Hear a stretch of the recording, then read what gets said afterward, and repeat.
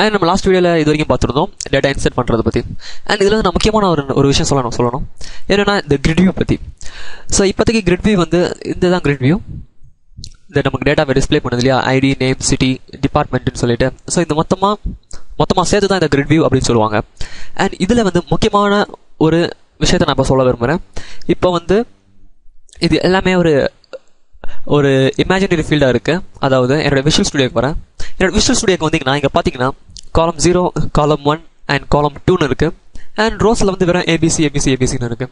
And but என்னுடைய ப்ரௌசரில் பார்த்தீங்கன்னா நேம், சிட்டி, டிபார்ட்மெண்ட்னு சம் மீனிங்ஃபுல் காலம்ஸாக இருக்குது. பட் ஆனால் எனக்கு விஷுவல் ஸ்டுடியோவில் மட்டும் இந்த மாதிரி காமிக்கல. இப்போ நான் என்ன நினைக்கிறேன்னா என்னுடைய விஷுவல் ஸ்டுடியோலையும் இதோடைய ஒரிஜினல் கரஸ்பாண்டிங் காலம்ஸ் நேம் இதில் காமிக்கணும் அப்படின்னு நான் நினைக்கிறேன்.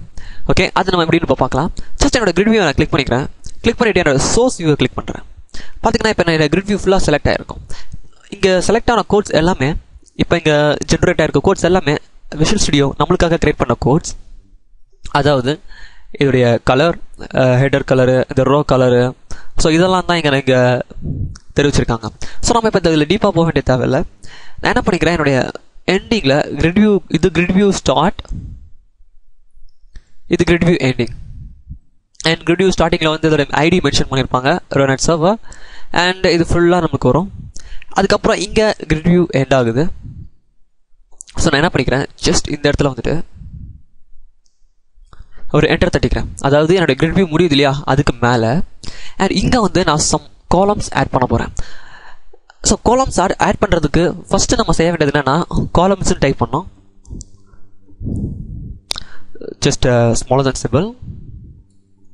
ஸோ நமக்கு COLன்னு அடித்தோடனே கீழே நமக்கு பாப்பப் ஆகி வந்துடும் காலம்ஸ் அப்படின்னு சொல்லிட்டு. ஜஸ்ட் அதை செலக்ட் பண்ணிக்கிறேன் நான் என்னோட டைமை சேவ் பண்ணுறதுக்காக. அண்ட் இப்போ நான் அதை க்ளோஸ் பண்ணுறேன்.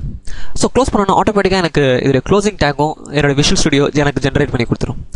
ஓகே, இதோடைய சென்டரில் வச்சுட்டு நான் என்ன பண்ணிக்கிறேன், என்டர் தட்டிக்கிறேன் 2 வாட்டி.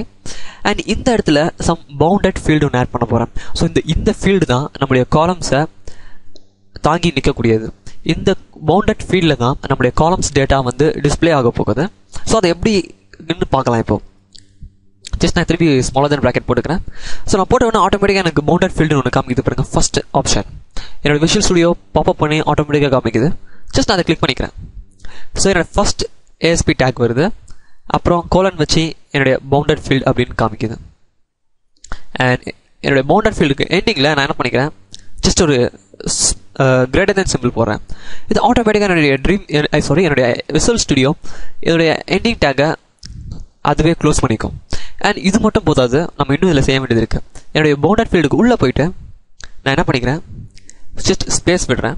ஸ்பேஸ் விட்டோன்னா ஆட்டோமேட்டிக்காக என்னோட விஷுவல் ஸ்டுடியோ எனக்கு கீழே நிறைய பாப்அப் விண்டோ எடுத்துகிட்டு வருது நம்மளுடைய ஆப்ஷனுக்காக. நான் என்ன பண்ணிக்கிறேன், அதில் டேட்டா ஃபீல்டுன்னு இருக்குது பாருங்கள், அதை நான் சூஸ் பண்ணுறேன். Data field capital D capital F and equal 2 double quotes போட்டுக்கிறேன். அண்ட் இதுக்குள்ள நான் நம்மளுடைய காலம் நேமை கொடுக்க போகிறேன். அதாவது காலம் நேம்னா என்னுடைய டேபிளில் இருக்க காலம் நேம்.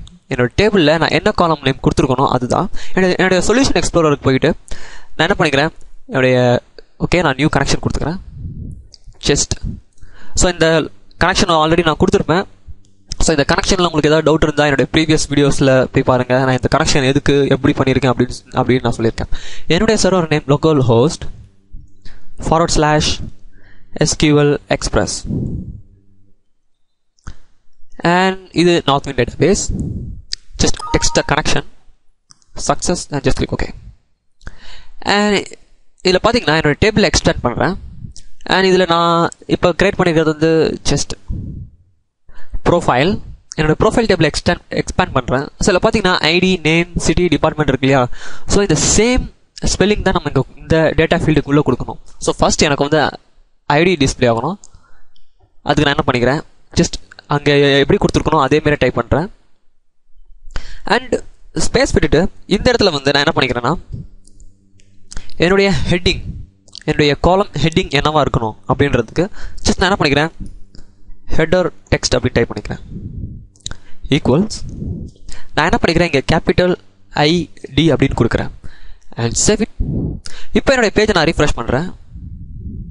ஜஸ்ட் ரைட் கிளிக் பண்ணுறேன், வியூ இன் ப்ரௌசர் போகிறேன். ஓகே.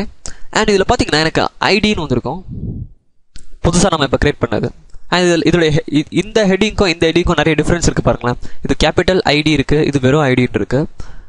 ஸோ அது ஏன் வந்ததுன்னா நம்ம இப்போ இந்த பவுண்டட் ஃபீல்டுங்க கிரியேட் பண்ணனால தான் இந்த கேபிட்டல் ஐடி. அண்ட் என்னோடய ஐடி வந்து டேரெக்டாக டிஸ்பிளே ஆகுது. பட் இதில் பார்த்தீங்கன்னா இந்த ஐடி வந்து 2 வாட்டி டிஸ்பிளே ஆகுது. ஆக்சுவலி எனக்கு ஒரு வாட்டி டிஸ்பிளே ஆனாலே போதும். அதை வந்து நம்ம எப்படி ரெக்டிஃபை பண்ணலாம் அப்படின்றத பார்க்கலாம். அதுக்கு முன்னாடி நான் நேம், சிட்டி, டிபார்ட்மெண்ட் இந்த 3த்தையும் நான் அதே மாதிரியே மாற்றிக்கிறேன்.